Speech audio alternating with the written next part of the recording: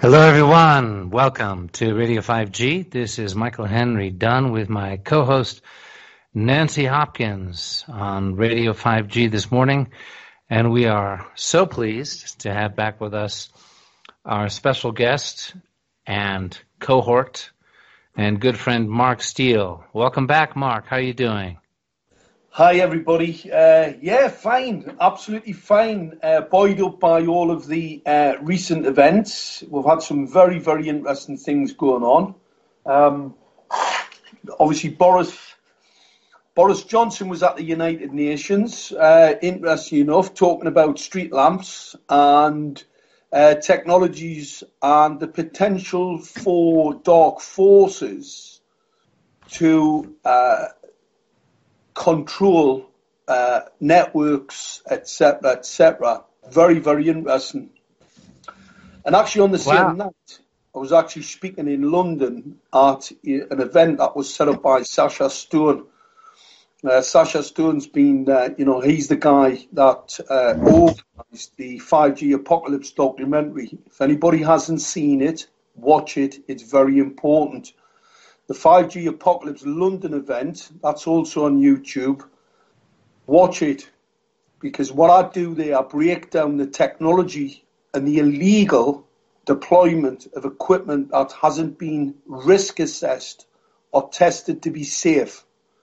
What's really important, people need to take this away with them. The reason 5G hasn't been tested to be safe is because it will fail. It will fail for one simple reason. 5G and all its technical parameters is a weapon system. It is not telecommunications. It is only masquerading as a telecommunications system. It is a weapon. That's what's really important. That's what people need to take away from that. And if they watch the 5G Apocalypse London event, I explain how this technology is harmful. The recent case in the US, class action against Samsung and Apple for there's been a research project carried out by the lawyers of a number of claimants who become extremely sick from exposure to the radiation from the smart devices. And when these devices have been tested in an independent laboratory, they've been shown to emit 500% higher radiation levels than the FCC 1.6 watts per kilo. Now, people on the face of it might think, well, these things happen. Well, no, they don't. Because the FCC 1.6 watts per kilo thermal value, not safe, most certainly not safe.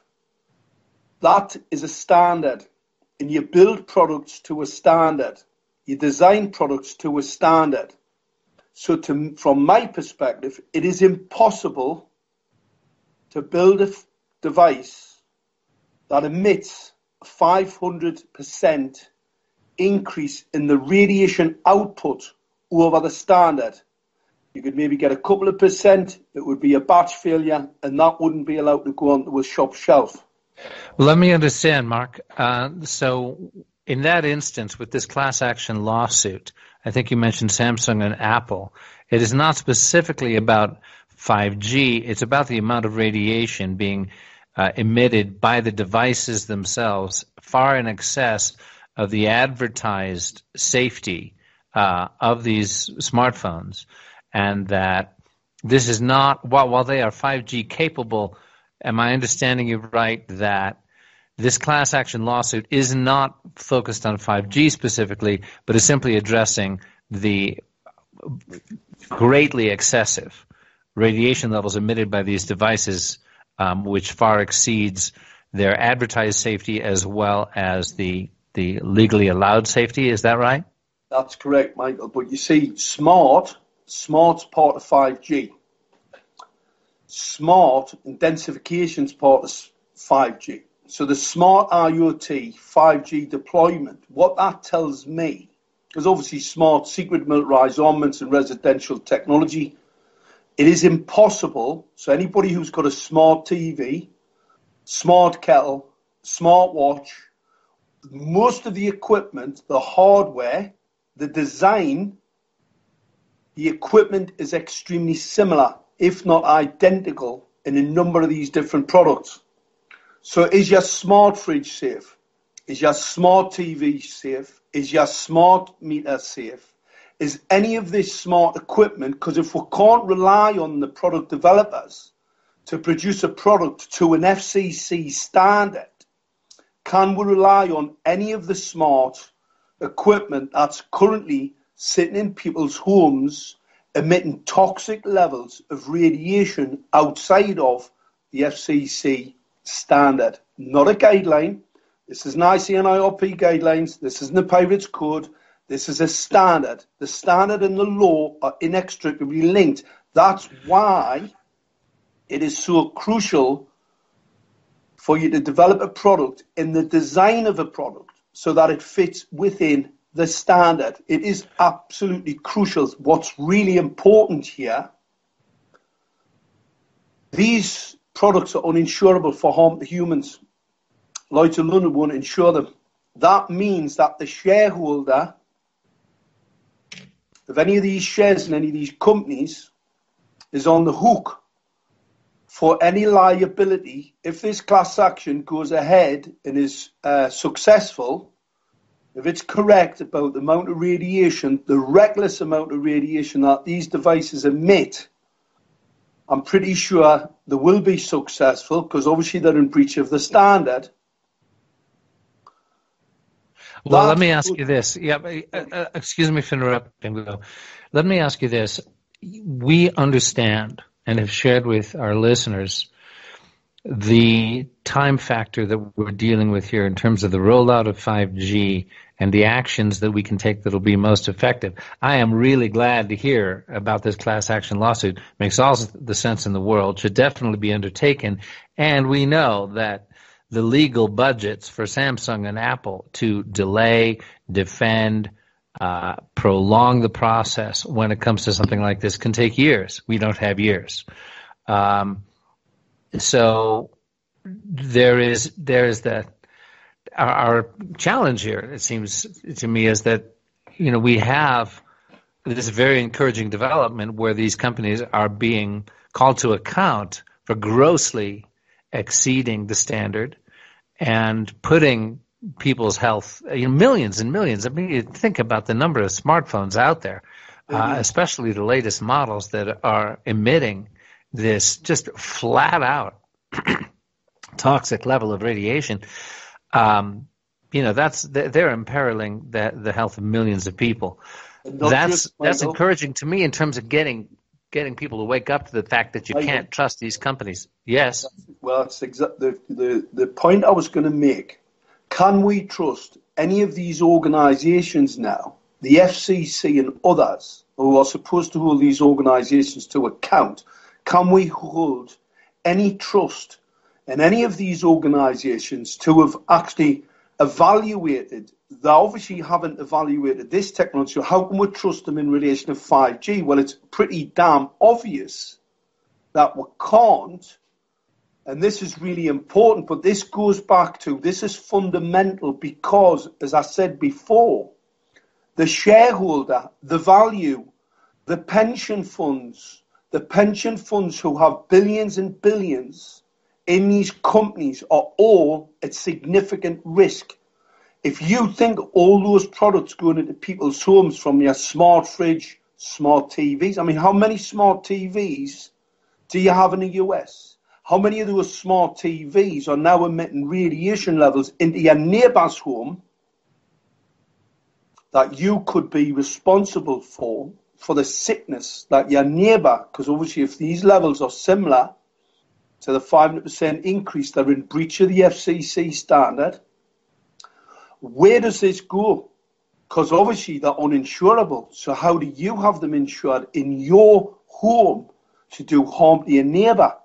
This is a massive spider's web. It's just starting to turn.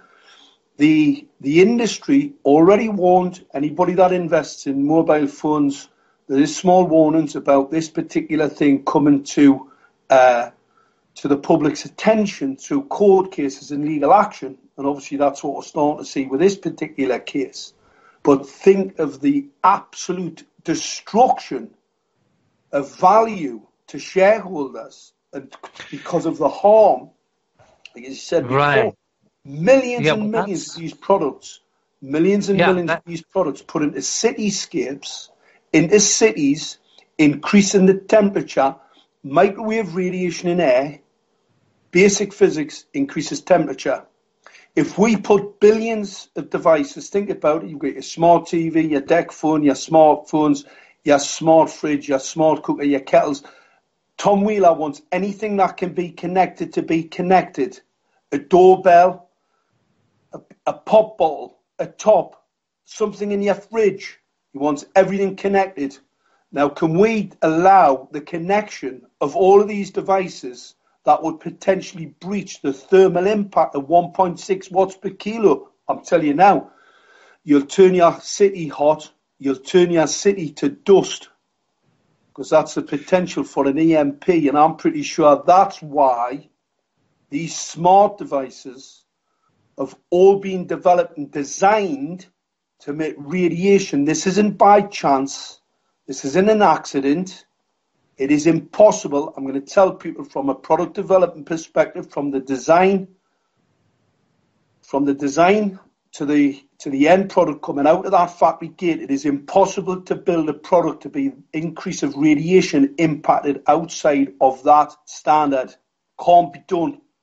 It can only be done by design. Somebody is deliberately building products to harm the citizen. Well, that's going to be a pretty hard case to make, but, you know, in terms of intent, that's always a pretty tricky legal area when it comes to, at least to a criminal case. But in this case, what you're bringing up here in terms of shareholder value seems to me to be one of the areas where it might be possible to have more immediate impact. You know, if you're talking about how these big companies can delay lawsuits, okay. They can delay lawsuits, class action lawsuits, but, you know, mainstream media can't ignore this forever. And a huge class action lawsuit with documented harm coming from gross excess of the standard of safety, that's going to get into the media. That's going to harm the perceived value of these huge companies. That's going to create shareholder pressure, which is one of the things, along with the criminal approach that's being used to combat 5G so successfully in Australia, where they're just bypassing the whole, you know, legal morass, delay you for years with our huge legal budgets deal, and just going straight to the cops and saying, hey, this is the legal definition of assault with the installation of 5G by my home. Please go arrest this guy. That strategy and impacting shareholder value, because that goes right to these CEOs, right to their job security, you know, because their whole job security is based on where the stock is. And that is, to me anyway, you know, I'm really glad you're bringing this up because, you know, this really outrageous,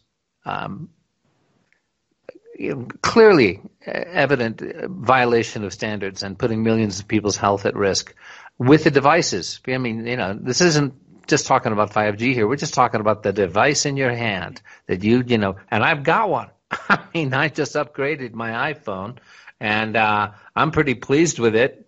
But now, of course, you know, I mean, I've got a Shungite sticker on the back, but it's emitting 500%, right, in excess of the standard. 500%, 300% when it's not on, Michael. I couldn't believe it when I was reading the legal documents. I was going, this is unbelievable. I mean, I'm a product developer, so I understand how impossible that would actually be, because when you first begin a product development, the first thing you look at is the standards. It's not like the battlefield. I mean, obviously, I've been involved in battlefield things, and there's no standards because obviously they're weapon systems. So you don't actually have that. So you can understand from a commercial perspective, it's a massive change for me to be involved in developing products that actually fit within an international standards regime. It's a big game changer.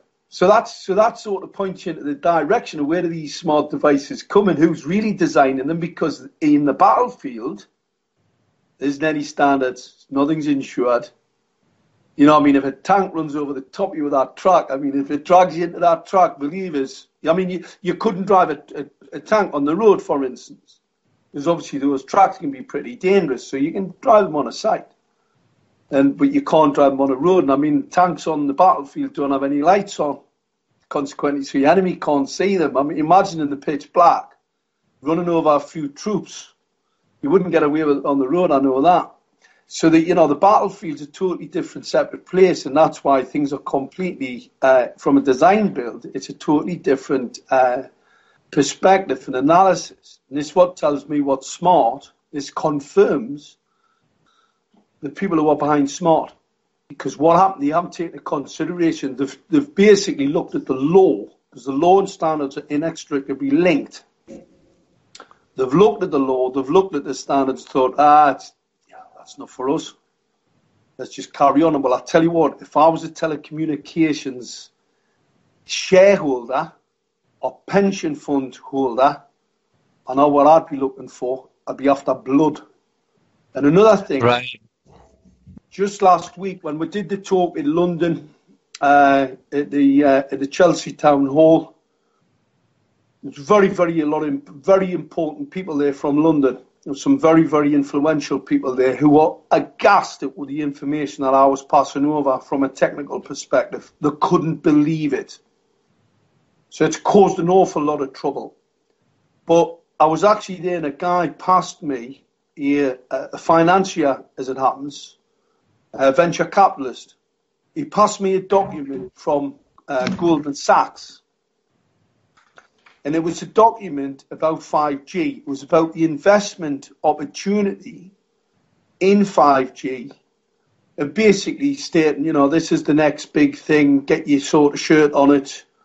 There was absolutely nothing in that document that mentioned health effects. There was nothing in that document that identified the rising resistance to 5G across the world. There was absolutely zero, as there are, if you look at any of the telecoms investments, in the financial documents, you will find warnings about potential litigation from exposure to the devices. What I couldn't find in this portfolio, in this very large document from Goldman Sachs, was any reference at all to the risk, to the potential risk, to the deployment of 5G and 5G equipment. None. Zero. Now, yeah, and to me, excuse me for interrupting here, Mark, but to me, that just points up the brazenness of this whole rollout, because I had a little bit of experience with the securities world. I had a securities license once upon a time for a couple of years. And, when a proposal is put forward for an IPO or, to raise funds in the securities world, there is assumed due diligence in presenting. Obviously, you want to present a rosy picture. You're, putting forward the idea of a publicly funded company, but the complete absence of even the slightest hint that there might be safety issues. And there's ways to phrase it. You can say, ongoing studies have shown that while some risks have been raised in the public mind, that the predominance of scientific evidence is, as shown by the FCC's blah-de-blah-de-blah, they can smooth it over with language, but at least mention it. The complete absence of even the slightest mention of the health risk, and given the massive peer-reviewed scientific evidence, medical evidence, for the damaging effects of EMF and Wi-Fi for, 3G and 4G, let alone 5G. I mean, again, that just points up the brazenness of it. It's like, hey, this is the new world. This is the Internet of Things. This is going to roll out across the planet. And so it kills a few people, kills a few, children, kills a few vulnerable old people. Okay, so some women lose their pregnancies. Okay, well, our bottom line is going through the roof. So acceptable corollary damage. It's just pretty astonishing that it is a complete whitewash. Mark, can I ask you a question? In the people that you're coming in contact with, such as the person that gave you the document from Sachs, are you finding more, let's say, educated people, more people that are more easily understanding the technical and the awfulness of this? Are you seeing a change in the people that you're dealing with? I'm definitely seeing. I just wanted to cover off just that last point, and then I'll come on to that, Nancy. Michael, that financial document is illegal. It's a fraud. This is a financial document that doesn't cover the risks that are already known in this particular field. Even the telecoms companies cover it. So that in itself is a fraud. It's a deception. So, and obviously you'll know about that. Okay, so what you're saying here, Mark, is that you've got a situation where, okay, first off, the insurance companies will not insure the telecommunications or any other hospital for this kind of damage, a school for this kind of damage. The FCC in '96 set out that awful law that says that the telecommunications people cannot be sued for any health implications in their technology. But what you're suggesting is that you go after them because they're frauds. There's no law saying that you can't go after somebody because they've been lying to you. Well, there's also no law to say that you can go after somebody if they assault you and they're administering of a noxious substance, which that's microwave radiation, because I can show you how it's a weapon. It's weaponized. It's most certainly a noxious substance. That's assault. You cannot turn around and say telecoms companies can't be arrested for assault. I mean, that's ridiculous. I know that's what the FCC is trying to say, but that's not the case. That's not going to hold up in any court. I don't care where you are. And I don't believe that any judge in any part of any jurisdiction in a sensible part of the world is going to allow genocide on the population. That's just not going to happen. And I'm pretty sure we now have all the evidence to show that 5G is genocide. It's a genocidal plan by whomever to harm the citizen. And I'm pretty sure that Donald Trump's on the ball, and I'm pretty sure that Boris Johnson's on the ball, because seemingly Johnson had a meeting about 5G with Trump when Trump came here to the UK. It was at the time he wasn't even the Prime Minister. So he totally circumvented the Prime Minister, who obviously, Theresa May at the time, she wants to get the 5G antennas from China. She said that's the bit they need. Well, it is the bit they need because that's the weapons part of the, the system. I mean, you couldn't make this stuff up. It's absolutely crazy. So anyway, Nancy, what was that other question? I was asking you if you're seeing a change, especially in the average person is too busy to make any, but everybody else has got involved in telecommunications. They know what it is. So are you seeing it? I mean, those are the people that, let's put it in quotes, matter. We can take to the streets and we can yell and holler, but we need the people inside the system to be able to start waking up. Are you finding that? We're definitely starting to see that. There was a conference in London last week where I think Deborah Davis mentioned the weaponization potential of 5G. Obviously, Deborah's a very intelligent, very clever scientist based in his field. And, what attracted my attention to her group was the fact that they'd already written, I think 160 scientists, leading scientists in this particular field, had written to the United Nations an unprecedented document to say that, the radiation, this was before 5G, this was basically just, your 2G, 3G, 4G, just microwave radiation in air was extremely hazardous and needed to be reassessed. And I looked at that document and I was appalled I mean, obviously I knew that the focusing of these signals are weapons, but obviously these were telecommunication systems. I was appalled at the evidence that these people were putting out, and I thought, well, that's unbelievable, but it showed the outrageous response from the UN, from the European Union and other government agencies, where they just ignored these scientists, technologists in this particular field. It was absolutely appalling. But that told me there was something else. And then obviously when 5G came along, this was well prior to 5G. When 5G came along, obviously I understood pretty quickly the difference between 4G and 5G. One was a telecommunication system, the other thing was basically a weapon system.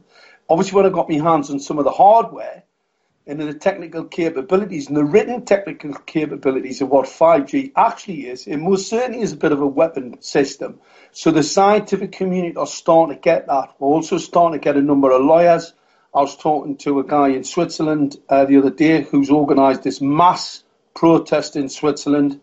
They've had a massive response. The Swiss aren't going to have this. And I'll be talking to their legal team next week on the technicalities, because obviously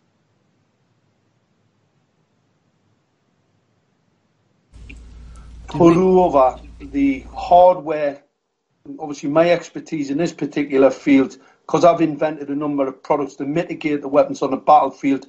I can quite easily explain to people what it is when I see what sort of equipment that they're talking about, so I can pretty identify. Which I'll give you an example.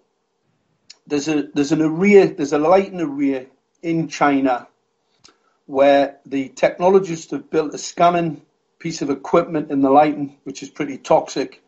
And as the vehicle heads up towards the LED street lights, these are motorway lights, the light intensifies. So it intensifies, the vehicle goes past, it actually drops off. So continuing as the vehicle's driving through that light, and it's intensifying all the time. That itself is the weaponization of LED streetlights. Now, LEDs are coherent light emissions. They're basically lasers. They should not be in any way, shape or form thought of as incandescent. And the issue that we have, they're actually seen as, normal lighting systems, and they fit within a number of standards that were basically written for incandescent light. These are lasers. These are coherent, focused light emissions. The 450 nanometers is toxic. It's retinal toxic. This will cause significant harm. The study that was carried out in Barcelona by 20 institutions in Spain, double breast and prostate cancer in only 3 years of exposure. That study, I can tell you now, the LED street lighting across Europe alone will kill 100 million. Now, I know that because we've already seen a double in the breast and the prostate cancer, and that number sounds very large. But what I'm going to say to people, the epidemic from the exposure to that type of 450 nanometers light is 25 year out. So if we've already seen a doubling in the breast and the prostate cancer in only 3 years, and this is a cumulative exposure to light radiation, we're talking about 450 nanometers here with about a 2.5, 3.5 electron volt charge. We're not talking about small amounts of energy here. It's microwave radiation. This is lethal. And this light array that they've got on a street in China is specifically there to kill. It's the weaponization of LED street lighting. All of the controllers and the controlling systems that are fitting on LED street lighting, because LED is 5G, by the way. It is intrinsically part of the 5G deployment. The antenna design allows you to change the modulation of the light to weaponize it. So I can strobe it at you, I can weaponize it. It's all part of a weapon. And yes, I think the scientific community are starting to come around to that point of fact. Because obviously now that there's the 5G space appeal, I think 150,000 or 160,000 at the last count of technologists and scientists who have all signed this call for a moratorium. It has been ignored. It's been ignored by these very small, uneducated, unqualified groups, Public Health England, and others, the FCC, don't have a single biologist, a single doctor. There's no medical team within that organisation, and they are currently being sued by most of the states in the US. So the states are suing the FCC about the rollout of 5G. Let's see them in court, because I can tell you now, they do not have a leg to stand on. The sooner we see these criminals behind bars for the harm they've caused to the people of the West, whether it be the USA, whether it be the UK, whether it be countries in Europe, the better. I'll sleep safe and happy with a smile on my face when we bring these criminals to justice. Well, it is starting to happen, Mark. You know, when we look at the criminalization, the application of the definition of criminal assault that was pioneered in Australia, that has removed nearly 1,000 small cell towers, that has prevented the rollout of many hundreds more. That's that shortcut that you're talking about, putting Yes. people behind bars for committing assault. And there's a very careful protocol that was developed. I'll have the gentleman's name for us in a minute. I mentioned it. Raymond Broomhall, thank you, who is featured in the 5G Crisis Summit. And that, to me, you know, that's the most encouraging thing I see out there. And the rolling out of that protocol, the sharing of it through the 5G Crisis Summit, I think is one of the most exciting developments, because we need something that works quickly, you know, that bypasses all of the delays that can be done in a civil suit, all of, you know, the deep legal budgets of these telecom companies, that, you know, that puts people behind bars fast, or lets them realize that they are committing a criminal act, that there's a careful protocol in terms of getting a physician's opinion, of gathering radiation measurements, and simply applying the classic definition of assault that is accepted in you know, most countries around the world, certainly in the West, that you get enough of these guys suddenly, you know, sitting behind bars or defending themselves in criminal suits, you can bet that the shareholders are going to hear about it.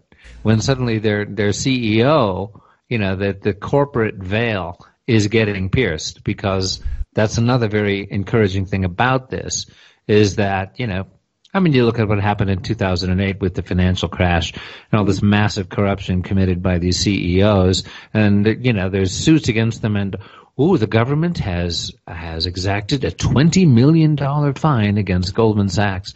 I'm just saying that as an example. And so it's a wrist slap. That's pocket change for these people, and the CEOs who approved it get off scot-free, don't end up in jail, have damaged the lives of millions of people. Well, it's the same thing here, only surprise, surprise, boys and girls. We're talking about the criminal definition of assault, and you cannot hide behind the corporate veil in this instance. That's going to affect shareholder perception. That's what I think shut down the telecommunications. They said no more. We're not going to do 5G. TPS, I think it is. Their largest telecommunications system company out there, and they said we're going to stop 5G. And when and again, they weren't talking about the assault charges. This time, they were not talking about what was actually. Well, can you imagine what has actually happened? But what they said, one of the reporters said, well, where are all these people getting this crazy information? Remember, we did part of a show on, they were blaming it on the Russians, right? This one newspaper there. Right. But blame it on doubt, blame Russia. Blame it on the Russians. But the thing of it was the guy who was their spokesman, the operating officer, okay, I'm trying to remember his name. He actually, when they said, where are they getting this irrational, information? And he said, I don't think it's irrational. That was critical, that the company is now admitting that there might be health concerns, even though I do believe it was what Broomhall was doing, that he was going after them on assault charges.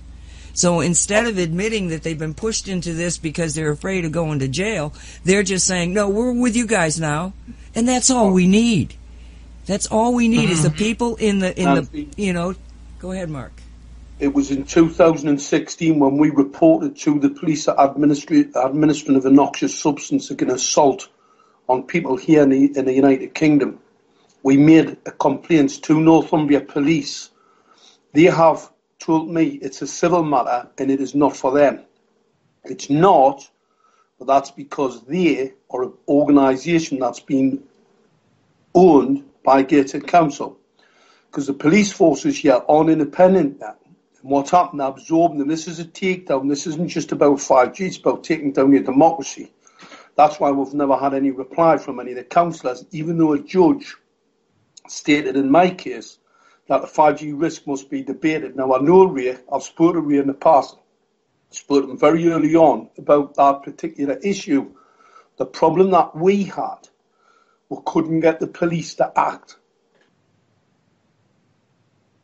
to prosecute the assault charge. Well, I think that could be true. I mean, like, for instance, if I saw a 5G being put up outside my house, around my property, they can do that too, I would say, gee, is this the 5G you're putting in there? You know, all excited. And the guy will say, yeah, it is. And then I'll call the police.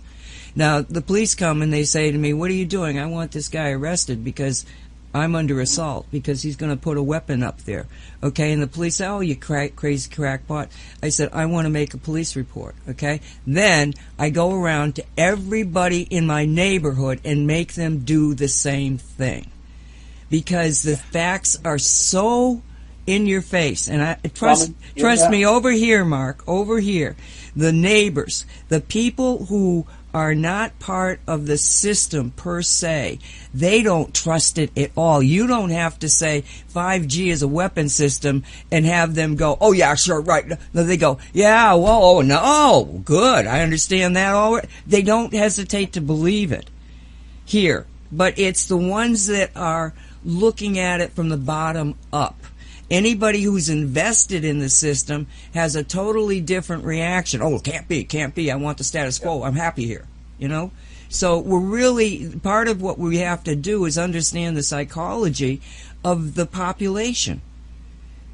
Yeah. And the thing about the process you're describing, Nancy, of going to the police, and they say, oh yeah, you crackpot lady, go home. Well, the process brought out by Ray Broomhall, and that has been applied so successfully in Australia, you know, is a very careful point-by-point protocol of how to address this, so that when you do go to the police, you know, there is a physician statement, there's radiation measurements, there's it might be a 7 or 8 step process where the police cannot simply dismiss you and say go home, and you get your neighbors and you get, oh, now we've got 25 crackpots. No, there is a very powerful, careful legal process, criminal process that the police simply are required to follow through on, and that will, you know, meet a judge's standard for indictment for criminal assault. Michael, if you watch the video, what happens when they're going to arrest us again? It's in the video. It's in the 5G Apocalypse documentary that Sasha Stone did. Do you know when the police officer first comes up to me? I've actually told him in the full video evidence, because that was the police officer's video evidence. I'm telling the police officer to arrest the lighting guy. I tell him to arrest him because he's committing a crime. They've just fitted a Chinese weapon system to a streetlight. The copper says to me, well, I don't believe you. That's what I'm not bothered what you believe. You're just a copper. What would you know? I'm an expert in this particular field. That was all played out in court. That document is actually in the British judicial court system.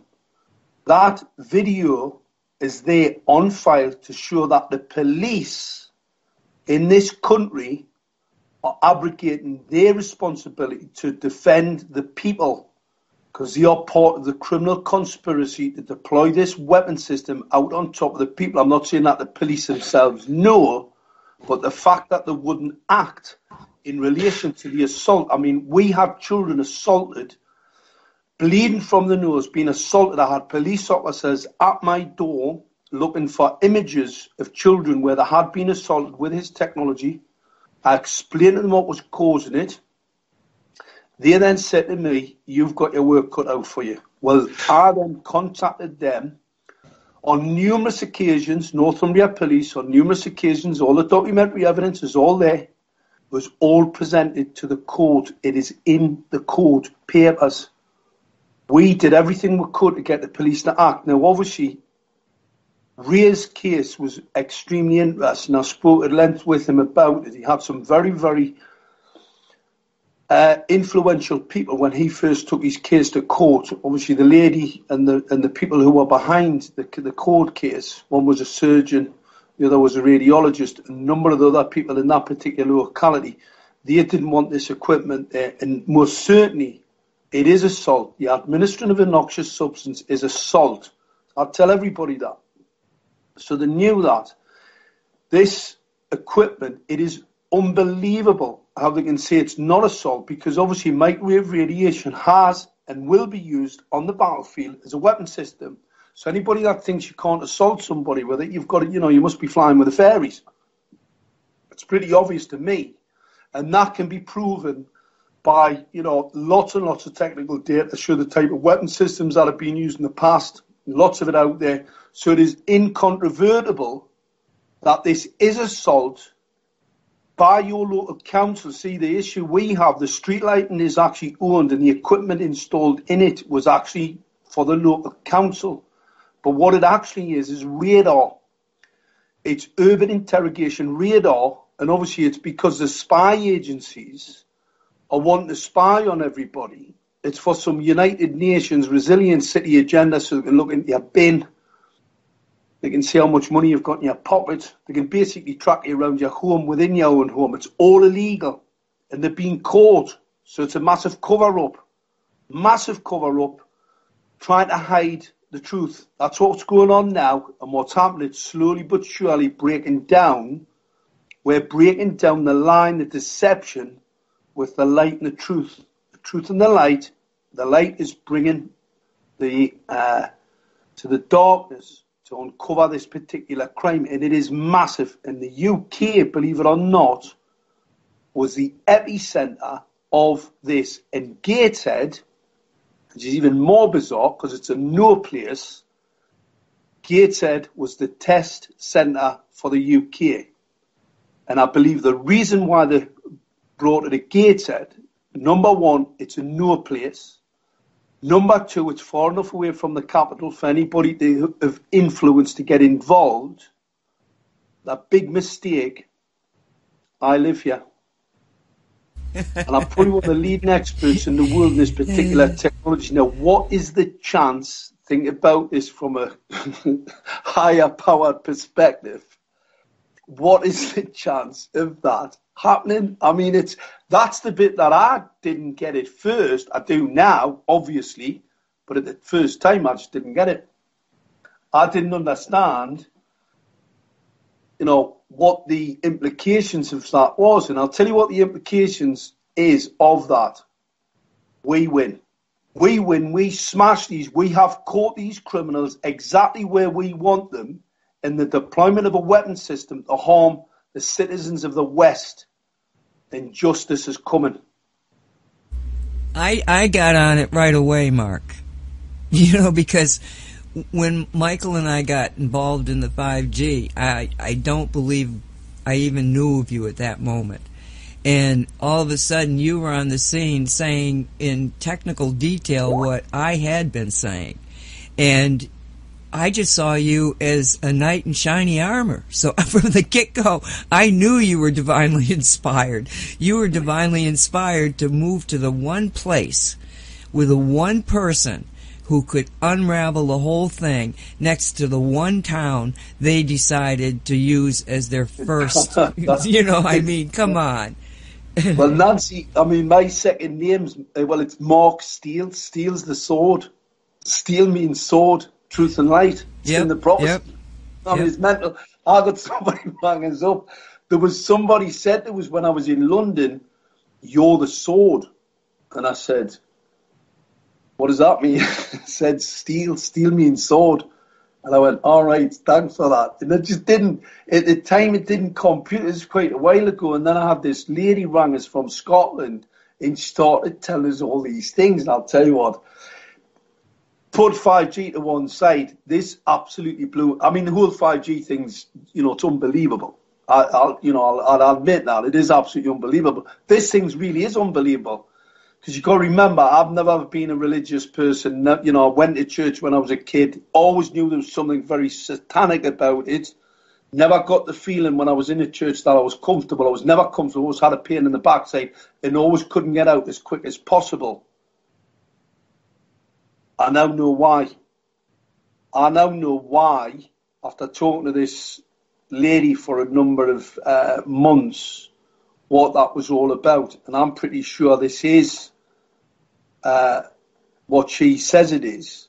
I'm pretty positive about that because it is absolutely incontrovertible. I mean, my invention, the reactor invention I made, I invented a carbon dioxide dissociation reactor, molecular reactor. And I was contacted by a US government official and said, from New York, and they said, Mark, you're all over this place with 5G. Can you explain to us what this is? Because it's not telecommunications. This was a telecommunications expert, by the way. It's not telecommunications. So anyway, they sent us these images, and I said, that's really bizarre. Because I invented I was working for as a contractor for Shell, and I was at a carbon dioxide conference very high up. The whole thing's a scam. It's all a scam. And I thought, I can fix that, because I knew about covalent bonds. I knew about pulse modulation frequencies, and I thought, I'm sure I can come up with a key to break that covalent bond. Anyway, we looked at it. I did a feasibility study, spoke to a couple of scientists, and one guy I met on a plane going to Geneva, a Geordie, by the way, but he was at Strathclyde University, that's Scotland, so it's quite a way away. And we're just sitting having a few drinks on the plane. And I said to him, what do you do? So anyway, we're having a bit chatting, a bit carry on. And I rang him up. I mean, I did know quite a number of scientists in a number of universities around the country, but obviously this was a sort of off the wall type of conversation I wanted to have in the first instance. So anyway, I rang him up and I said, because you're a professor at Strathclyde University, and I said, I just want to have a chat with you. I'm really interested in doing a feasibility study on a CO2 reactor. And he said, that's quite interesting. He says, could you know what I build? And I said, what? He went, molecular reactors. And I'm like, like the chat. But at the time, I didn't think about it. I do now more so because of what's happened of late. And anyway, I went up to see him. We did this feasibility study. It was definitely a goer. So what I did, I put these patents in. We did some rough designs about what it had to look at. We had to put quite a bit of energy in, so I had to put these cooler boxes and cooler systems to stop the transmitters from bursting into flames when we put the pulse modulation frequencies into the radiators. So this lady sends me these images from the US and says, we know they're not telecoms, what are they? And I went, well, they're molecular reactors that they changed. I said, do you know what frequency they operate at? And she said, well, we're not really sure. I'm pretty sure it's 60 gigahertz. Well, what that is, it's a molecular reactor to change the oxygen molecule. And if you split the oxygen molecule, then it attaches to the oxygen molecules, you end up with O3. And O3 at 50 parts per million kill all life. It's used in water treatment plants to kill all biological life. When you're cleaning water treatment plants, you need all the bacteria out. It's absolutely lethal. So I invented this thing, and the image she sent to me was very similar to this invention, which is because I've invented quite a number of things, lift boats, exiting tools, a number of things for the oil and gas industry. But the optical waveguide, that was for the battlefield interrogation, mitigation technology set. Knew quite a lot about that, but this thing was really off-the-wall type product. And here I was actually looking at it as part of the 5G deployment. Now, we wanted you to quickly talk about the carbon issue and the the climate change. Can you just address what you know about that? It's a scam. The whole thing, the carbon dioxide. Well, carbon dioxide, I think it's about 0.4 a day. The influence of man is 0.30 of that. So the infinitesimal amount of CO2 that we've got any influence over is not anything that's going to change the climate. The climate change is caused by the sun. It's the most impacting thing. Anybody that thinks anything other is mentally deranged. The scientific community, all of the climatologists understand this. There's only a very small amount of lunatics. They're normally reporters. They're normally just basically actors or scientists who aren't expert in that particular field. In fact, Piers Corbyn, Jeremy Corbyn's brother, an expert in this particular field, he does talks on CO2. The whole thing's a scam. It's a United Nations scam, and it's to drive the whole smart 5G LED streetlight agenda so they can bring a smart meter into your home and then pull an EMP and kill you. Because zero carbon means zero you. Net zero carbon means kill the population. People have to understand it's part of the plan to kill 6 billion of the population across the world because they breathe out CO2. That's your net zero plan. That's telling you, that asking your agreement to murder you, and you've got idiots who actually agree with it. There's Greta, what are the, well, just a mentally disabled young child who's been abused, obviously, to come up with this nonsense, and lunatics in the mainstream media who support it. The whole thing's a fabrication. I was involved in the CO2 sequestration projects, a number for the oil and gas industry. The whole thing's a scam. I can tell you, I've got the data. It's a scam. This has no validity at all in science or other. It is embarrassing. And this is one of the reasons why science and scientists are discredited across the world due to the fact of a number of these bits of deception. It is an absolute deception. The actual number of scientists who agree with the United Nations and your government on climate change is probably about 4 or 5%. Most of them must have a drink problem or some drug problem, or it could be, that they've done something else in their life where somebody's blackmailing them. Because you've got to be pretty stupid to even believe that CO2's got anything to do with climate change. So this hysterical extinction rebellion thing, driven by the international banking community. I mean, I wish I could get involved in the CO2 carbon tax credits. I mean, think about it. You write a bit of paper, a couple of ton of CO2, write it on a bit of a paper, and then you sell it. I mean, hey, that's one way of making money.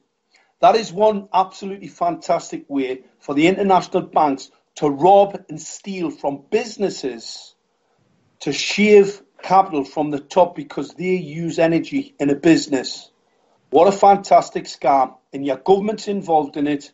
It is a scam. It needs to be stopped. And the criminals who are behind it need to be brought to justice, the same as the same criminals who are behind 5G. Because I'm going to tell you now, 5G is the key. 5G, it is so outrageous. That battle weapon system that they've brought to a town and village near you is so outrageous, and they have their signatures on it. No escape. Mark, let me just get clarification on the carbon tax, because people are all over us about saying it is a scam. Would you explain? Now, my understanding is that you got a factory, you're putting CO2 up your stack, and so you pay money to a government to do what? A private brokers. It's a brokerage. It's a brokerage. You buy carbon credits to offset the carbon that you emit. It's just Well, so some brokerage has got a bunch of carbon sitting someplace in a vault. Carbon credits. You get carbon credits, and then what you do is sell them off. I mean, honestly, you talk about, but you see, this isn't just about carbon. This is about destroying the capability of the West in relation to its competitiveness across the world, because this is all a part of balancing and actually allowing the East, the communist states of the East, to take precedence from a business perspective over the West. That's what the whole thing was about, because obviously, do you know who backed the whole Chinese revolution? It was international banks. The whole communist thing is all about control. So what they want to do is build this absolutely fantastic tiger of the East, but it's communism. It's communism, and they have total and absolute control over everything. And it's coming to a town near you, unless we stop it. And I'm 100% behind Trump on this. I mean, some people might not like him. I think the guy's a bit of a genius. I think he's quite clever. And that's coming from somebody who, I've had people say to me on a number of occasions, I'm quite clever. I think Trump's extremely clever. I think he's a bit of a poker player, a bit of a character. But he's absolutely, as far as I'm aware, on the money.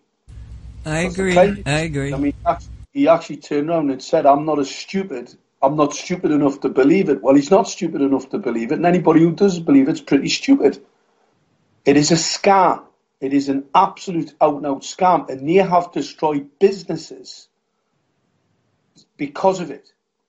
Destroyed businesses, they've destroyed people's livelihoods, and they have put the benefit to countries in the East where obviously they don't have these taxation systems. Yeah, so it's totally a deceptive plan. I'm not saying that we don't have to look after the climate, we don't have to look after the environment. I am an environmentalist. I'm a technologist, and with all technology there are risks. But there's a difference between risk and lies, risk and deception. There's a difference between making things up that cannot be substantiated in science at all. I mean, the biggest scam of the whole thing, the BBC will turn around and say there's 95% of the world's scientists in this particular field say that climate change is real. Climate change is real, by the way. It changes all the time from morning to night. I mean, we can get the climate change from 9 o'clock in the morning till 12. So climate change most certainly is as a matter of fact. However, what impact does CO2 have on it? It is negligible. Absolutely negligible. The thing that changes the climate is the sun. It's massive. And if that sun changes just slightly, has a massive impact on the environment. CO2 is a green gas. Greenhouses use it to propagate the growth in plants. So if you want to green the planet, if you want the whole planet to turn green, put more CO2 out. If you don't want it to go green, because CO2, the plants take it into their leaves, they take it into the ground, they put it down through the roots, and they turn it into soil. So when you do any excavation of any old, the Roman forts that we have in the northeast, we've got some famous Hadrian's Wall, very famous. You've got to dig down to see it. So you actually have to dig down to uncover these things. And the reason for that is because the plants have taken the carbon out of the air and put it into soil.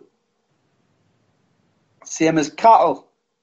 Cattle eat the grass, turn it into feces, pour it out onto the ground, it turns into soil by the ton.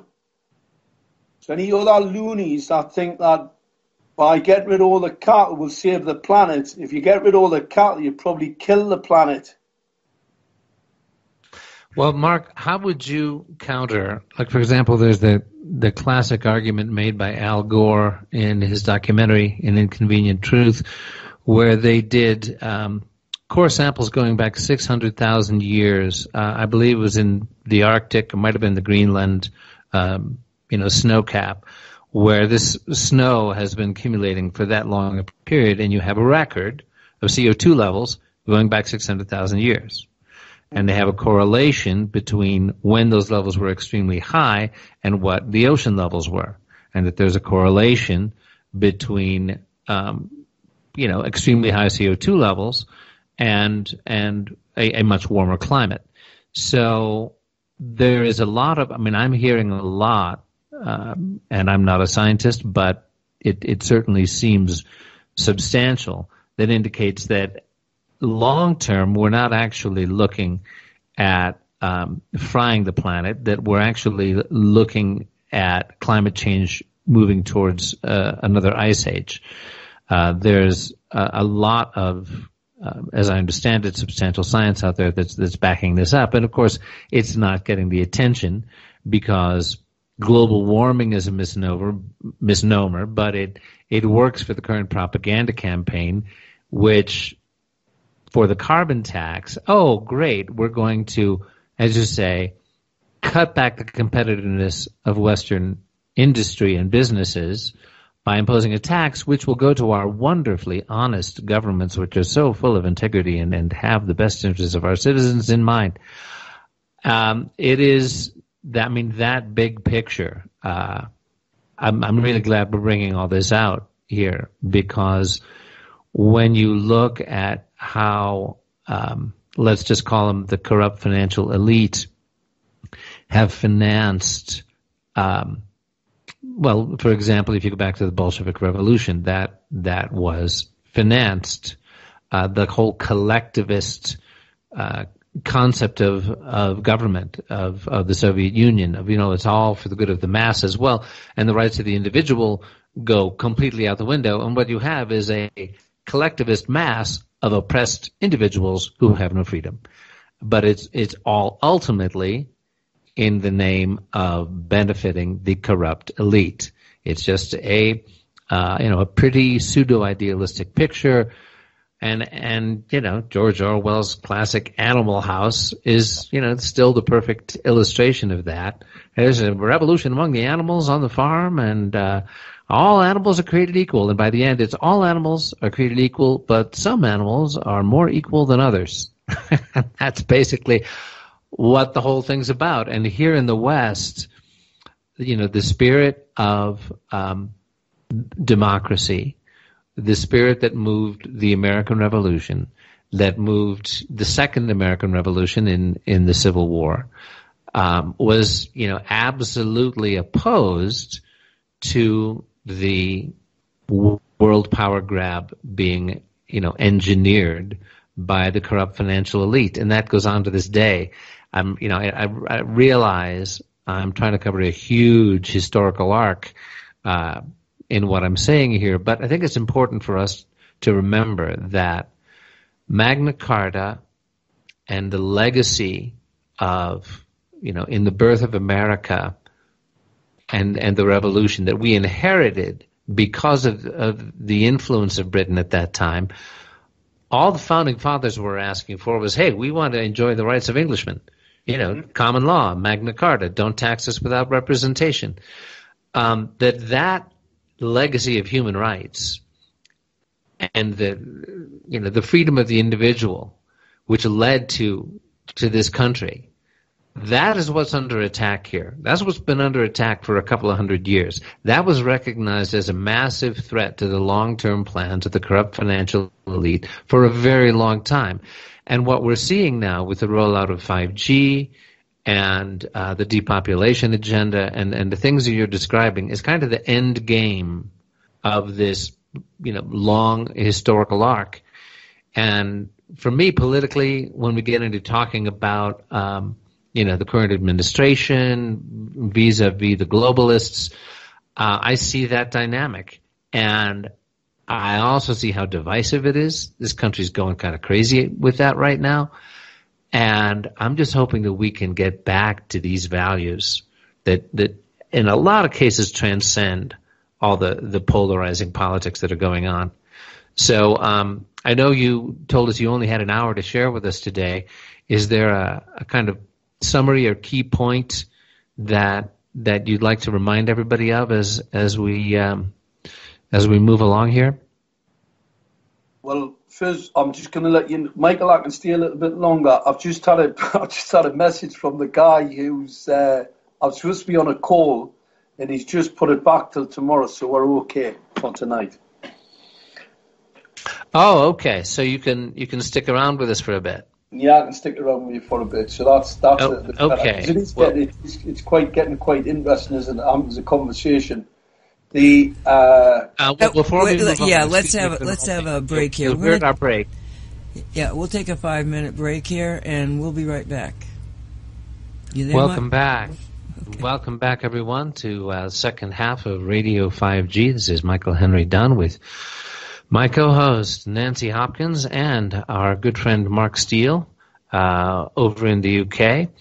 And we're rolling along with a pretty wide-ranging conversation here. And we'd like to just take a minute to focus it specifically on when we're talking about, the climate change, huge protests and movement and the Greta Thunberg issue, and just looking at the science. In the end, any common sense approach has got to be about the science. But when it comes to citing a majority of scientists in favor of, human-caused climate change, carbon-caused climate change, and how that plays into the agenda of the elite, what the underlying science really says. We've got a clip that Nancy has brought up from Dr. Tim Ball. Nancy, do you want to share with us a little bit about this clip we're about to hear, and then we can continue our conversation with Mark? It's self-explanatory. It's only 15 minutes, and I'm just going to play it. Okay?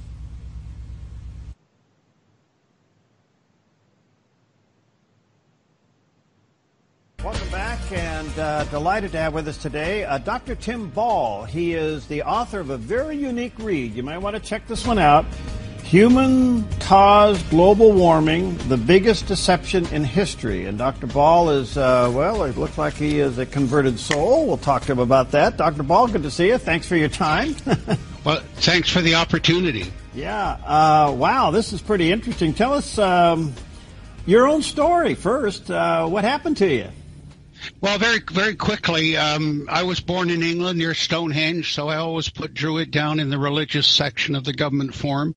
Never got called. But I emigrated to Canada, and I joined the Canadian Air Force.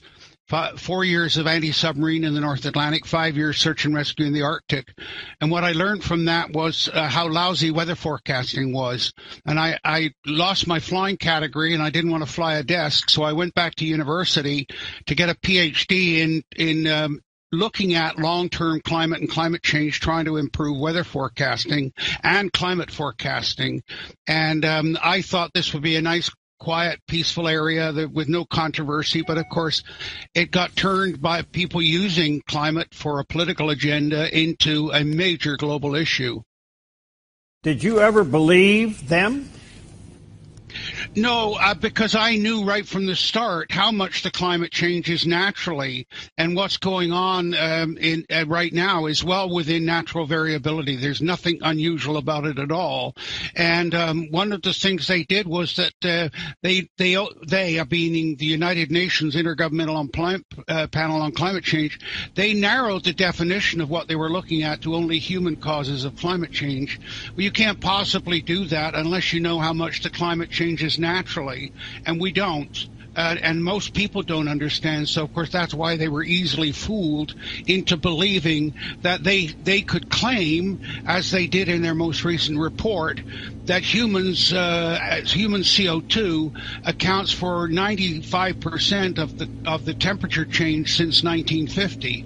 I mean, that is so ridiculous that I don't even know where to start. You know what's so interesting about this, Dr. Ball, is that over the last several years, there was the appearance that those who were pushing human-caused global warming were winning the argument. But lately, more and more scientists are debunking the idea, and meteorologists, and the other side is being exposed. Where do you think this is going to go? Well, my concern is that it's going to go where all great hoaxes go, in that it'll create skepticism in the public. the environment was a new paradigm that we needed, and it started in about the 60s. We need to keep our nest clean. It doesn't make sense to soil your own nest. But these people that grabbed environment and climate for their political agenda took the moral high ground that only they care about the environment. And that's why I was so pleased when Trump said, look, we're going to limit the EPA use of regulations to control people's lives, but we all want clean air and clean water. And so what my concern is that, and this is not the only deception. I mean, when you look at Rachel Carson's Silent Spring, there's absolutely no truth to what she claimed in that book, and that was a major start of this attack on people and the environment and industry and development, that the public are going to say, look, we don't believe anything you tell us anymore, and therefore the old cry wolf syndrome, and people that and things that we do need to deal with won't get dealt with. They'll get put aside. What's so interesting about this, I will admit that I think it's made us better conservationists.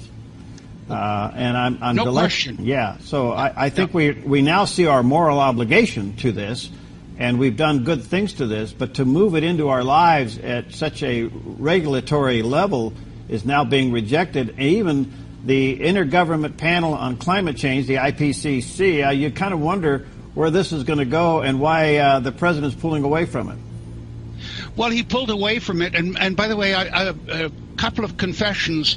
One is that I'm very aware of what the public understand and don't understand, because I taught a science credit for art students for 25 years, and almost every year I got the question, do you believe in God? And of course that speaks to part of what's going on here. But I was also invited to Washington a year ago, December, to work with the people that were scheduling the dismantling of the EPA.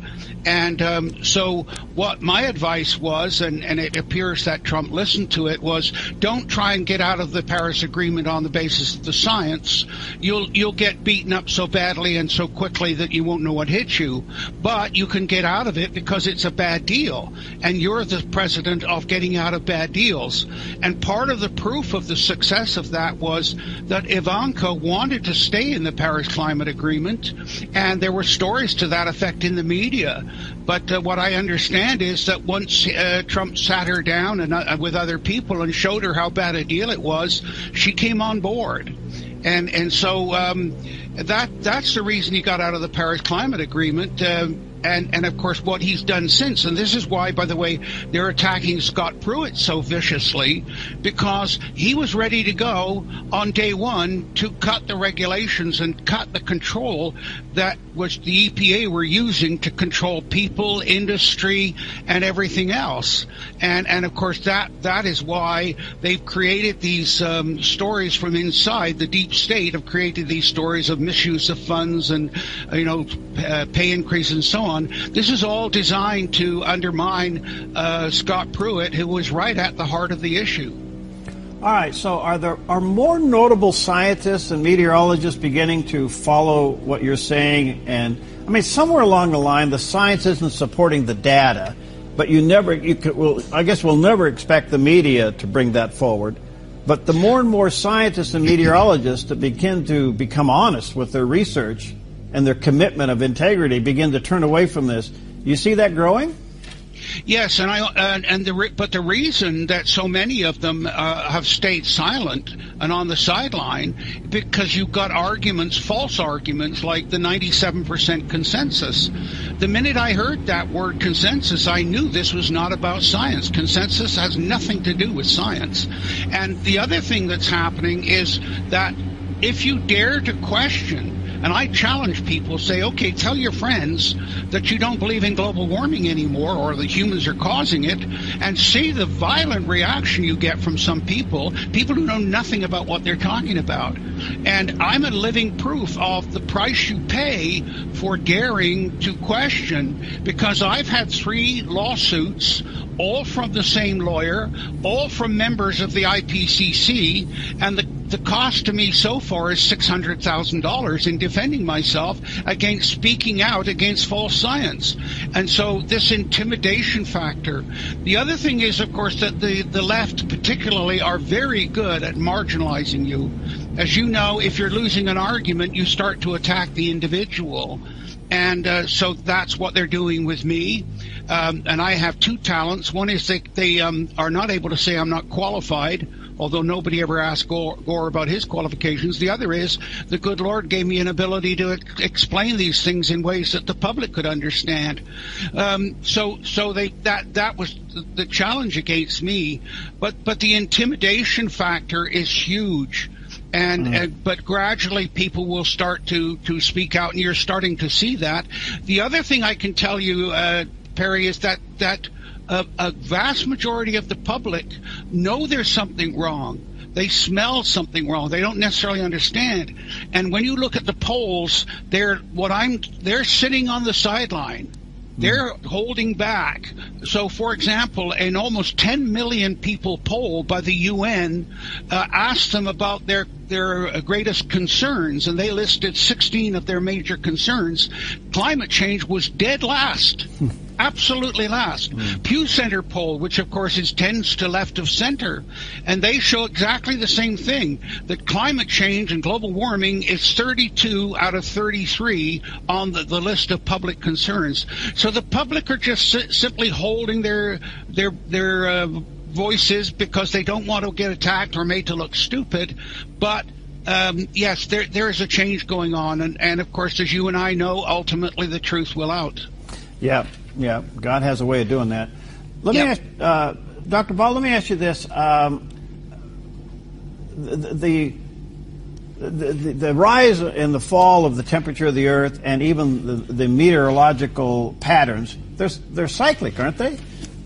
Well, this is one of the great debates that's gone on. Back in 1990, there was a conference of world climate, and the Soviets, as they were then, and the Chinese, they came and presented arguments that the climate was cyclical.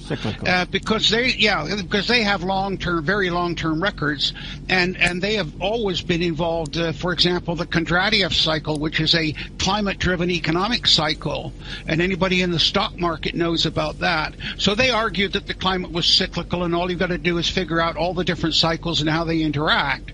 The West was into chaos theory. And so they were arguing, oh, no, it's chaotic, you know. And I teased them. I said, you better hope it's chaotic. You might explain why your forecasts are so wrong all the time.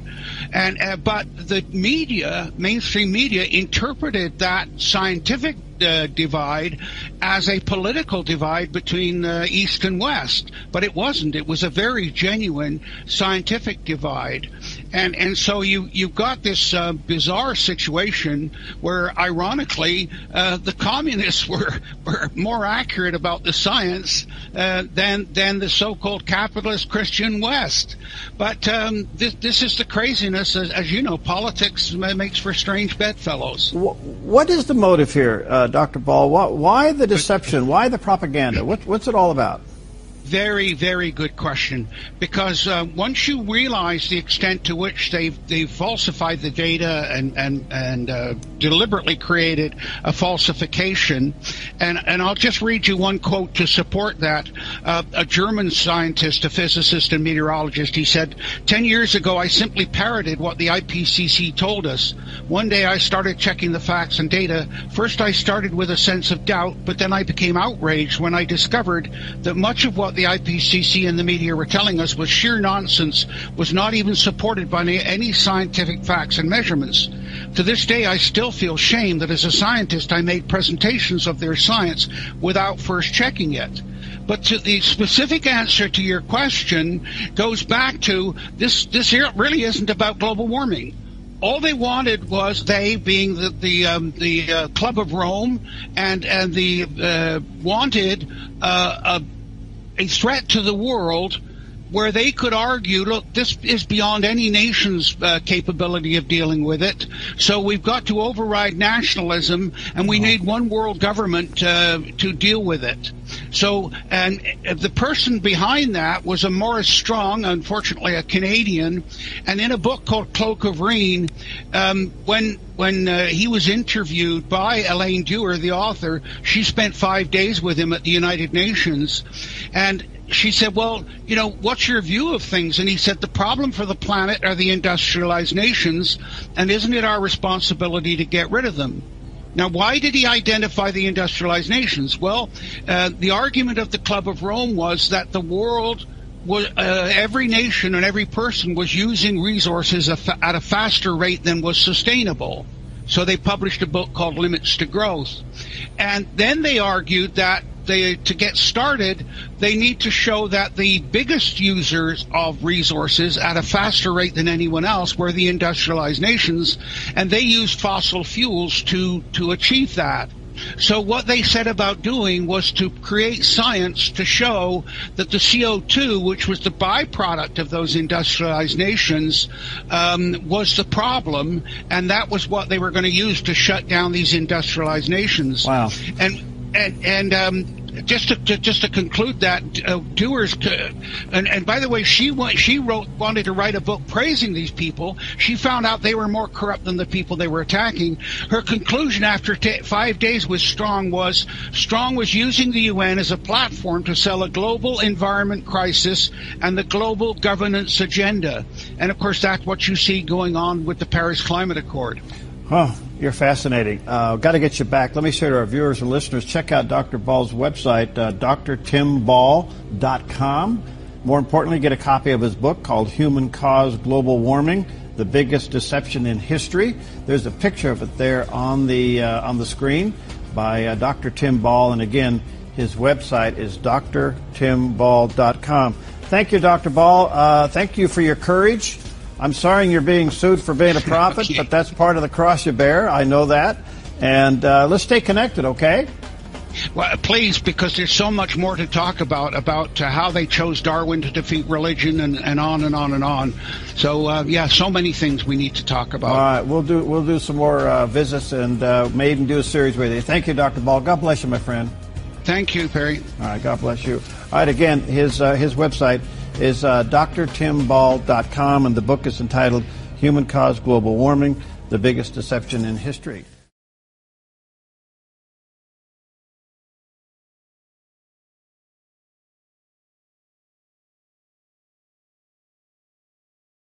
Sorry about that. I had a mouse interruption. Wasn't that wonderful?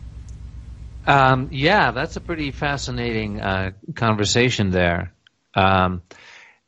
One of the interesting points in it for me personally is that I am sitting here in the San Luis Valley in southern Colorado, right next to a vast tract of land that was purchased by Maurice Strong back in late 70s, I believe, and that this area was looked at by a lot of globalists as being an energetic vortex and PowerPoint on the planet that made a lot of sense for them to look at a headquarters.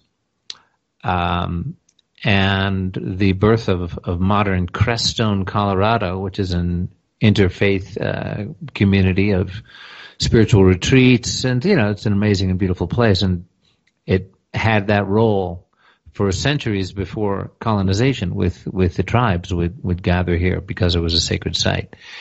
So this whole thing put forward by Dr. Tim Ball, the crux of it that really resonates for me, and I want to put this into the conversation here, is how the climate change issue was seized on and utilized by the globalists to create a climate of fear that would, encourage people to say, oh my gosh, you're so right, the individual nations sure can't handle this. We need a world government. We need to surrender a fair number of our liberties to that government so that they can control this whole thing. Otherwise, humanity is toast, the planet is toast. that that is right in line with the strategy and tactics we've seen the globalists use over and over again. Out of chaos, order. They create the perception of chaos, and then they have their ready-made order that they then impose, and humanity gets squeezed a little bit tighter, and your freedoms disappear one by one, and before you know it, all animals are created equal, but some animals are created more equal than others. And guess which of you are headed to the slaughterhouse, and which of you are living in the master's plantation mansion. That's the heart of the scam to me. So as we get rolling, yeah, go ahead, Mark. I'm a bit of a chess player, and obviously, you've got to remember these people have where we normally look at, 2 years hence, next holiday you're having, maybe 5 years away, you might be saving up for a wedding or a new house. These people have a 15, 20, 35-year plan. All right, they don't look at the next 2 year, the next year. They look at 5, 10s, 15s and 20s, 25s and 30s, 40 year. It is not beyond the comprehension of a social policy unit in a government to look 50 years hence. So consequently, that's where they miss the trick. It's where people don't understand what's going on, because what CO2 is all about. CO2 is a scam. It is about global governance. But once they have global governance, then obviously there's no wars going to be fought, and consequently they can murder population. That's where you're at. They're planning the mass genocide of the 6 billion across the planet. And they can only do that by globalization, because once they have a unified government, no one's going to fight anybody. Nobody needs to have any armies. But once they start to dismantle that, then what happens? You are now surplus to requirements. You're a breather. You're eating the grass. You're eating the food. And you need to be gone. So the plan is globalization, global governance. Once they get to the globalization and the global governance plan in place, and that's what they're planning, the 5G was the kill grid. It's already decimating people across the country. It's a slow kill. They just didn't think anybody would have worked it out. Well, the thing that comes into play here when you're talking about the globalist agenda, depopulation agenda, is that, we're describing a monolithic, top-down, centralized, controlled strategy by, the assumption in that conversation is that there is centralized command. But that's not what we see. When we geopolitically we look around the world, it's much more complex than that. China has its own agenda. Russia has its own agenda. Sometimes they coincide. They are. There's a fair amount of evidence that Putin is well aware of. Not a fair amount, an overwhelming amount that he entirely understands the central banker dynamic. How they use NATO. What the real story is. And so, as we look at how this is playing out, I'm just hesitant to have us buy into the whole concept of they. Like, they are planning this and they are planning that. Yeah, I don't argue with the science and technology you presented here that says, hey, 5G is technologically demonstrable as a kill grid. Okay. And then there's Huawei competing with the West. Then there's Russia and China having their commonality, having the differences, also competing with the West. Then there's, the whole rising freedom movement, that's us, also a factor in this. I mean, we certainly need to be aware of this, the general elements of the globalist agenda. But I just really want to, put in a note of caution here about the temptation to go to, this possibly overly simplified they concept. Well, they're going to do this and they are going to do that. because it misses the complexity of the situation, and it misses the hope. It misses the progress being made. Anyway, just wanted to put that in there. Michael, obviously, what people have to remember, before globalization, governments need populations to be healthy and fit in case they have to have a tear-up. What you can't do is have ill people. It's like the Victorians. The Victorians planted trees. It's not because they loved the workforce. What they wanted, they didn't want a sick workforce. Because obviously if I train somebody, 4-year apprenticeship, or maybe just 6 months training somebody on how to run a mill or whatever, right? And they die on us because they've got consumption or some breathing problems because of toxicity in the water. So there's a financial imperative to make sure that your workforce doesn't get sick. Very important from a business. We're talking about straight capitalist business perspective here. We're not talking about since then and government controls. And obviously government needs to have some control. However, the globalist agenda, the real globalist agenda, is to decimate the vast majority of the populations across the East and the West. We see the rollout of 5G in China. We see it in Singapore. I'm less confident about the control mechanism. I know that Trump's obviously threw a spanner in the works. But if you look at Obama, and you look at what was happening prior to Trump, prior to Boris Johnson, what we had was a total globalist takedown. We've still got it in play. It hasn't been stopped. I mean, they're trying to get rid of Trump as we speak, and obviously Boris Johnson's got the same problem in the UK.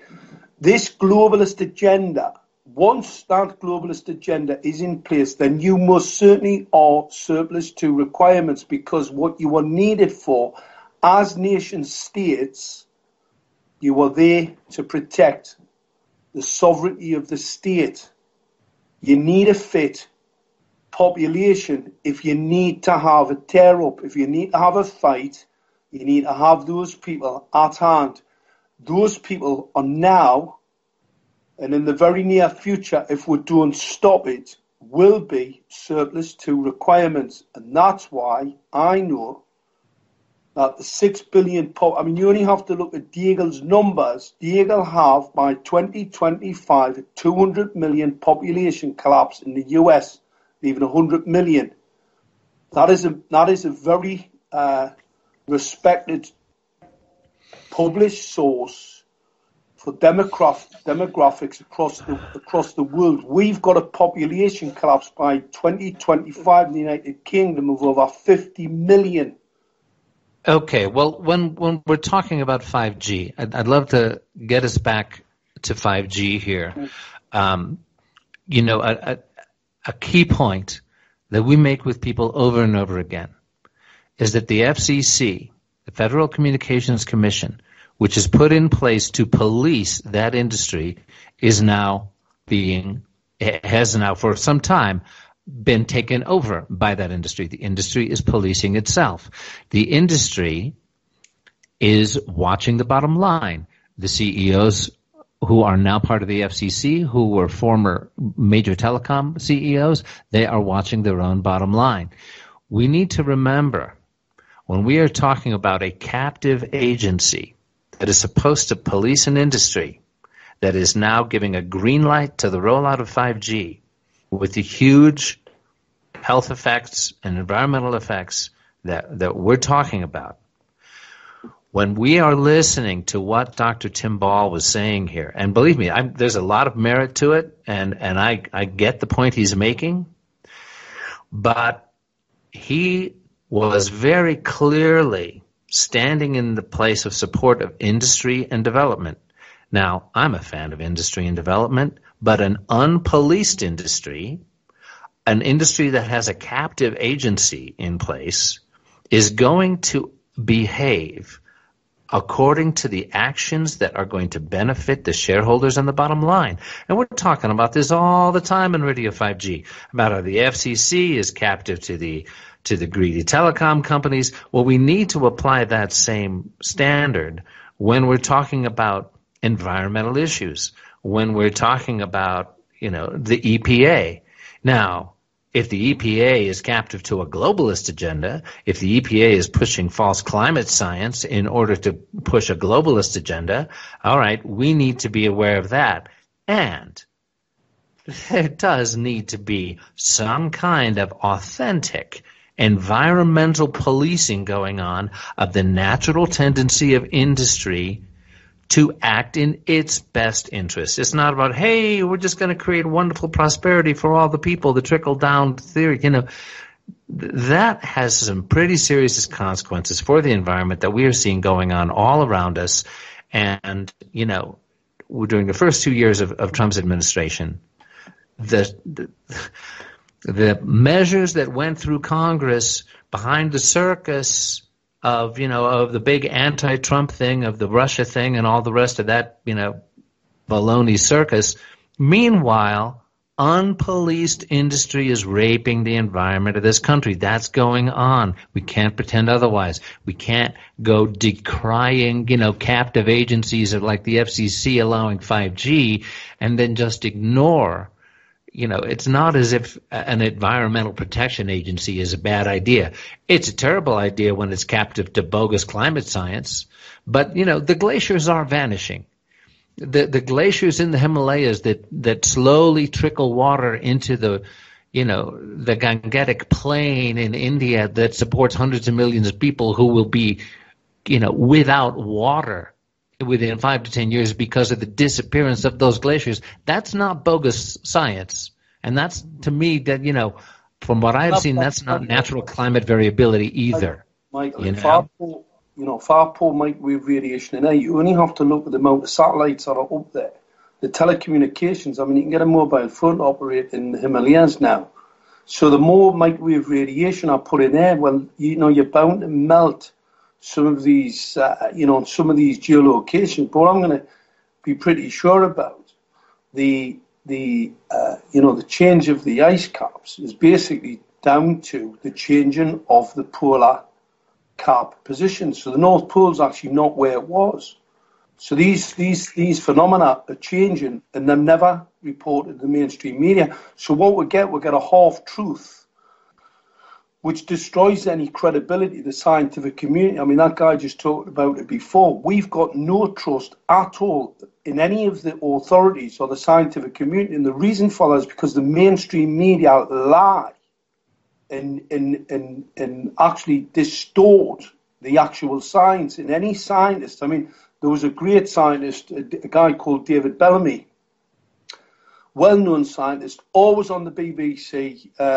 He was a bumbling type of scientific type, looked like the professor type. He's from Durham University. Very nice, amiable sort of chap. And he was always rolled out on the BBC. As soon as he did not agree with the CO2 narrative, we've never seen him again.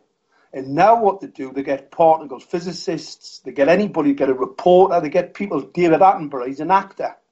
He's an actor, and they get him to act and read off a script and stand up at the United Nations and talk about climate change. It is an absolute disgrace how you can get an actor to stand up at an event like that with no qualifications at all, but an actor for the BBC, a BBC who have been involved in paedophilia, have covered up paedophilia right across the whole the whole of the BBC, and actually get an actor to stand up and tell the people of the United Nations that CO2 is real. He's a clown.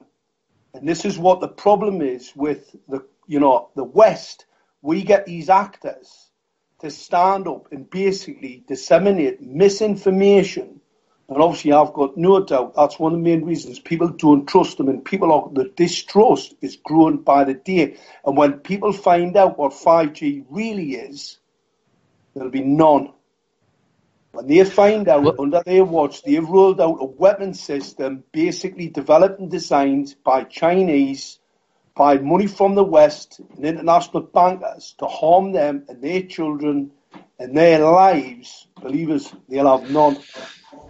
Well, here's the thing I'd like to bring up, which is that when we're talking about choosing the fight that's going to win, choosing the hill you want to take, right? And Nancy, maybe you can weigh in from a military standpoint on this. That I'm really glad we have brought out this whole picture today on climate change and how it's being used to further a globalist agenda. And for us here on Radio 5G and in this movement to wake people up and put tools in their hands to stop this, you know, when we talk about going public with a big effort to expose the climate change agenda, I would liken it to what happens to you in Western media when you sign on, for example, to the divestment movement to hold Israel responsible for what's happening to the Palestinians. You are called anti-Semitic. It is an automatic lose-lose scenario to try to take that hill. Attacking climate change and the sweet little brilliant Asperger's Greta Thunberg, you are, as you said, you know, you are immediately demonized. As Dr. Tim Paul was saying, you are immediately, it's ad hominem attack. Forget about the science. They're going to attack you personally. When we look at what, you know, our best forward path is to wake people up to 5G, put the tools in their hands, and just about climate change, what I'm saying to people is, hey, look, whatever the science on CO2 and climate change and warming and melting of the glaciers, that's going to kill us in maybe 20 to 30 years. 5G is going to kill us in like 3 to 5. So, you know, if you want your children to live, if you want your wife's pregnancy to be carried to term, if you want to not have diabetes, if you want your housing, you know, the value of your home not to plummet, you need to, you know, look at Ray Broomhall's protocol, which we've shared here. We've got the link posted. It'll be on the YouTube when this goes on YouTube. You know, these are the tools that are going to win in the short term that we have. We only have the short term. Fighting climate science, fighting, you know, the agenda. I'm glad we're exposing it. People need to know about this. And, you know, the ad hominem attacks that we're inviting, if we get on that route, could really, you know, cripple our effectiveness in doing the things that can be done to stop 5G. You know, and this is the truth we can't ignore. You know, I'm glad we're bringing it out, and especially with the big mainstream media push on this now with Greta Thunberg and the rest of it. And so I'm glad we've gone on the record with it. But, you know, I just hope we can stay on target, you know, with the sixth extinction, with the bee colony collapse, bring to people's attention how shungite can help restore the bee colonies, how it can help prevent the sixth extinction, and just keeping the focus on the practical tools, and of course, as you know, believers in a divine supreme being, on the metaphysical tools as well, on the applied science of prayer. You know, this is where I hope we can, in the big picture, you know, stay focused, because, you know, our opponents who would love to see us screw up will just be delighted to take us down as you know, climate change deniers. It's like being called a Holocaust denier. You're automatically, you know, just the lowest of the low. Wait a minute. I just have to jump in here, because to me, all of it's so much integral to everything else. And you're forgetting what Dr. Ball said about how many people put it on their list of concerns. Climate change is way down at the end. So why is it that all of a sudden there is this push to make it rise above all the others with all of the activity? This is some kind of a distraction thing that they're attempting to do to dissuade us, you know, to think, well, you better think about this. Don't forget about that 5G stuff. You're going to have to think about this. So I want to go on the record and say, look, scientists are already saying this is BS, and leave it. But we need to put out the rhetoric and the talking about, you know, because too many people have come on to my Facebook group and, you know, saying, why are you so against this girl? So let me tell you why I'm against this girl. I'm not against the girl. I'm against the message, because it's a lie after lie after lie. And just because you think everybody else thinks the same way does not make it true. And it's the same thing with 5G. You know, if they'll lie to you about that, and why, we put it out there, you know, so that we all give up our national identities to become a world nation to fight something that is dependent upon the sun. NASA came out years ago and said we're going to go into a heating thing because of the angle of the sun. Okay, and they didn't tell you that, well, because of that angle, all sorts of other things happen, that it's going to throw a good portion of the world into a deep freeze. It's just like he said, there is so much information that they don't even comprehend within the normal meteorological groups, that they depend on the authorities, and the authorities are screwing with us all the time.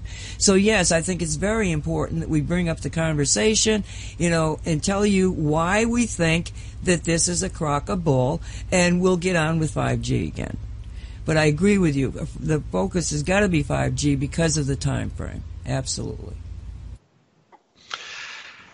Right. And that what do you think, Nancy? And I'd love to hear from Mark on this too. With the progress in the Stop 5G movement and the time frame, we've talked about 18 months to 2 years, or maybe even less, as being the window in which, that we've got to be able to roll this back, to roll back the rollout.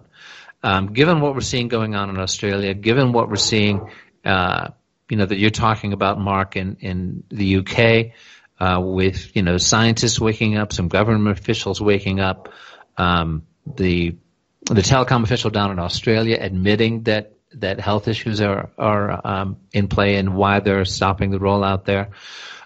Nancy, what do you see happening in the time frame now? Well, I'd rather have Mark answer it because he's out there and got in touch with other international places. Mark, can you address that, please? Yeah, we're seeing a massive, we've seen an awakening for quite a while, but obviously it's a ground level, it's an activist level, and what we're starting to see that information rising up. So the fact it's rising up, obviously Boris Johnson spoke about it and alluded to the streetlights, the controls. That's the Prime Minister. He's been briefed. There was a lot of people at the London event, the Chelsea event that I spoke at. I'm talking about very senior security services from the UK. I've actually had communications from them to say that it's been dealt with at the very highest level. When I first contacted them over 2 years ago, they couldn't believe it. I actually got a communication from a very senior government official, and he said, "What you're telling us is unbelievable." And I said, "I know it is. I can't believe it, so why would I expect you to believe it?" It is unbelievable because it's unbelievable, the outrageous plan that they have for us. However, I'm pretty confident that things are moving on. We've got a massive groundswell. The groundswell's growing all the time.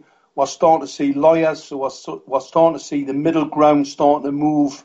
That's going to cause a bit of an earthquake. And once we start to see significant legal action, what Ray's done in Australia, what we're going to do in the UK, we've got a number of cases, not just one, we've got a number of cases that we're now scoping out where we can take action against these criminals. And the whole thing will fold because it's built on sand. There's nothing behind it. They're in breach of the law.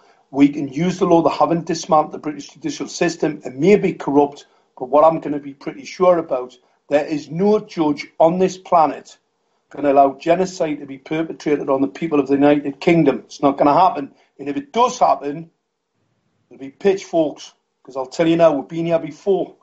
We do not give up easy. And when the British lion is aroused, believe us, the Germans knew what's happened. Well, guess what? It's coming again. And I've got no doubt we've got support from the US.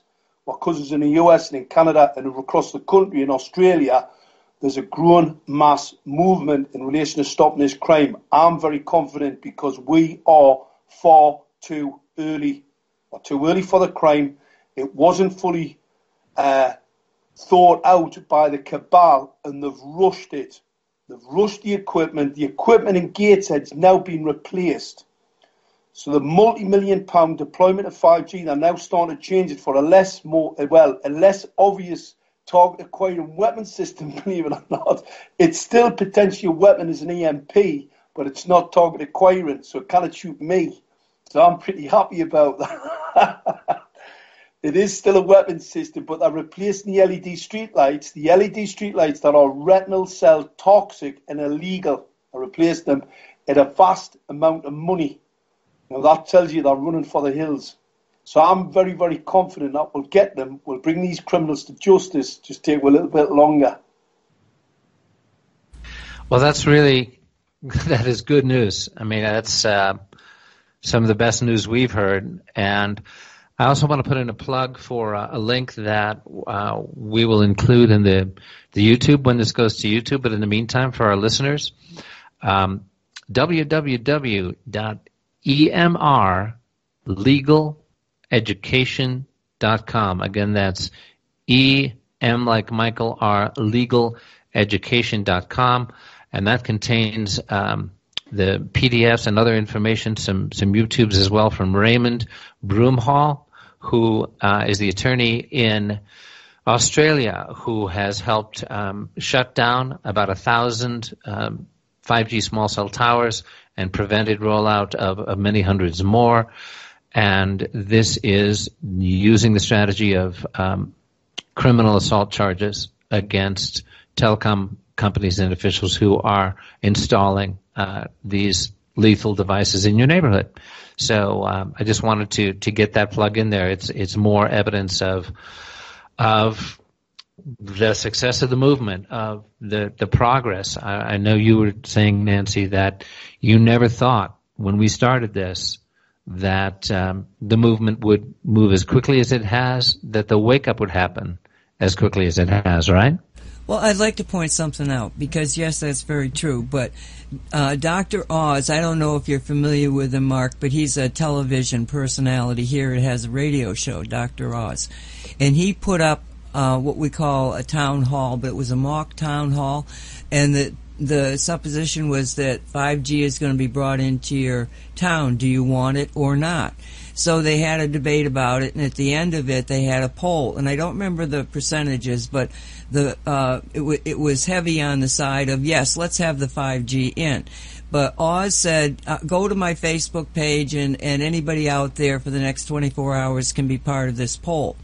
And so what happened in 24 hours was that only 38% of those that took the poll said yes. The rest of them said no. So that's virtually a 2-to-1 ratio of people saying no to 5G. I thought that was awesome. Yeah, he's very popular, very popular. They didn't say how many people took it, but, that was... Yeah, from, take that poll a year ago, and it probably would have been very different when most people were just hearing, the propaganda, Verizon commercials about, and the whole Internet of Things, big push by mainstream media. 3 months ago, it would have been a different poll. Okay. Yeah, here we are on October 2nd, and just, think back to June or July. There has been a huge wake-up going on. Well, Michael, the 5G Apocalypse documentary that Sasha Stone did, fantastic documentary. Everybody should watch it. If anybody watches that video doesn't want to stop 5G, well, what more can I say? However, it is absolutely factual. It's probably a lot worse than that. I was telling Sasha things that were a little bit more outrageous. We kept it out of there because obviously there is a lot more to tell. I like to keep my powder dry. We've got a lot of court cases coming up. We'll see these characters in court. That's the way to get it out there. The mainstream media, absolute shower of criminals. I spoke to a lady at the BBC Newsnight reporter, and I said, are you going to cover the 5G issue? She said, no. I said, so what you're saying is you're covering up the 5G genocide. She said, I didn't say that. I said, well, I just have. I've just said you're a criminal covering up the 5G genocide, because I can be pretty abusive. I am an offensive weapons expert, and I'm pretty offensive. I had a doctor say to me, you're very offensive. I said, well, thanks for the compliment, because that's a compliment to me. I'm not one of those people. I'm not a shrinking violet, unfortunately, for these authorities. I am on the offence. This is a crime against humanity. It's in breach of the Nuremberg Code. It is in all of the legal systems around the world. This is an offence. It's an international crime being committed on the peoples of the West and the East. There's nowhere, I don't see anywhere, that doesn't have this technology deployed on top of them without their knowledge. And it is a battlefield weapons system. Well, that documentary, 5G Apocalypse Extinction Event, has been, hugely influential and very widely seen, and I'm glad we were able to be part of that, of the promotion of that, especially when you came on with us, Mark, and we sat down with Sacha and also with Carrie Cassidy. I'm seeing that our clock has reached the end of the show here, so I just want to thank you again, Mark. It's great to have you back with us to bring us both, the grim facts and the encouraging news that you're seeing in the UK. So, Nancy, do you have any final words for our listeners out there today? Just appreciative of them and very, very appreciative of everything Mark does. Well done. Well done. Amen to that. So this has been Radio 5G, a joint project of the Sacred Academy of Global Evolution and Cosmic Reality Radio. And this is Michael Henry Dunn with my co-host Nancy Hopkins signing off for now. God bless everybody. We'll see you next time.